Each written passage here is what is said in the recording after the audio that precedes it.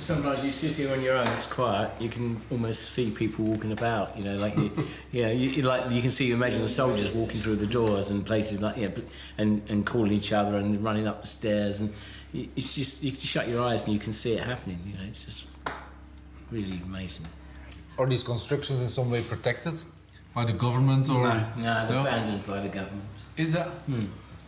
Abandoned in 1958 and just sat out here in international waters, so they've just left. And that's when the radio stations took over, and then they were abandoned again in 1967, and again left abandoned again. So the trust was set up really to try to at least restore one tower.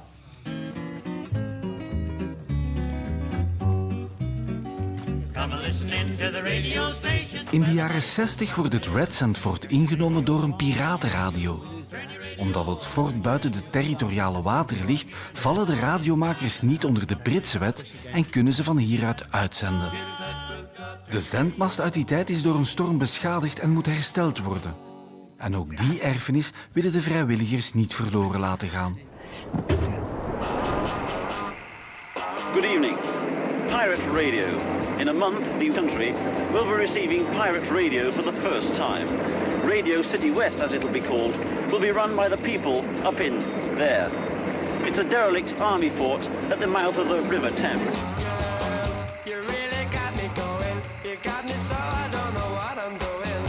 In de 60's luiden popgroepen zoals de Stones, de Kings en de Beatles een nieuw tijdperk in.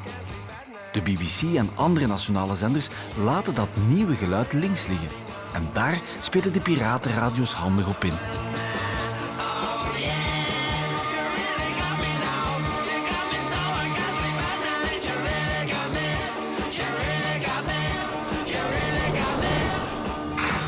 David begon zijn carrière als radiotechnicus bij een van die piratenzenders.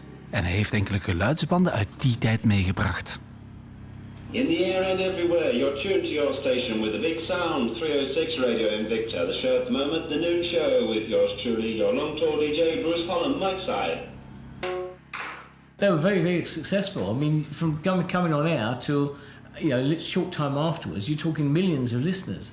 People used to listen to the radio on their little transistor radios under the bed covers at night, kind of secret from their parents, because they're supposed to have gone to bed so they can get up for school in the morning. And this was all very covert listening at some time. It was quite amazing times. Did you like that as yes, as a and kid? my sister in particular, she used to listen. And then people used to go down to the coast with their cars and flash their lights at the ships, and they would play them records. So they say to them, if you flash your light 3 times, I will play you this record. And that's what they did. Amazing. Amazing stories. It was yes, it was the same in the Netherlands, because we had radio... Veronica. Veronica yes, and Radio Noordzee. Radio Noordzee was a big station. Yeah. It broadcast on medium wave, short wave and FM. And it sat there off the coast of Holland. If you didn't know before, you're listening to Radio Noordzee International. We broadcast from a ship 5 miles off the coast of Scheveningen in Holland. At a certain period in Veronica and the North Sea, there were big concurrents, and they even bombed each other. Them. Yes, they bombed them. 1971, they bombed it. Yeah. Mayday, this is an SOS call from Radio Noordzee International. Lots of things like that happen. On the forts, they used to come along and take over the fort, even though you're on it. So they'll throw you off, and then another group of people would come along and take over.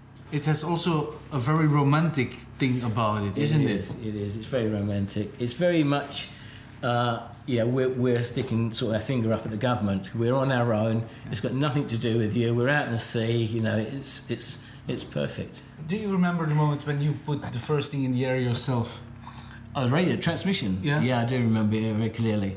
Yeah, I remember listening to the radio over here, little transmitter here, played some music, probably Pink Floyd, and could hear it on the radio. And it's amazing when there's nothing in between. You can't see it, and that for me was just amazing. The fact you can transfer this to there, and you can't even see it happen. How old were you? 2. No, I think about 11, maybe 11. 11 years old. Yeah. And already the radio man. Yeah, always and forever will be. Yeah, it's in my blood.